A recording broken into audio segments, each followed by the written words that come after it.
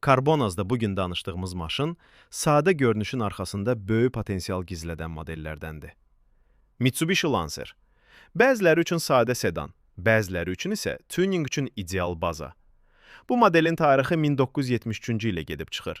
Mitsubishi Lanceri kompakt, ekonom və gündəlik istifadə üçün rahat maşın kimi təqdim etmişdi. Amma zaman keçdikcə bu model sadəcə ailə maşını olaraq qalmadı. Xüsusilə 90-cı illərdən sonra Lancer tam başqa səviyyəyə keçdi. Lancer Evolution seriyası ilə bu model artıq rallidə ad çıxardı. Turbo mühərrik, AWD sistemi və aqressiv xarakter bu maşını küçədən traslara çıxardı. Bəli, bizdə ən çox rast gəlinən versiyalar Evolution deyil.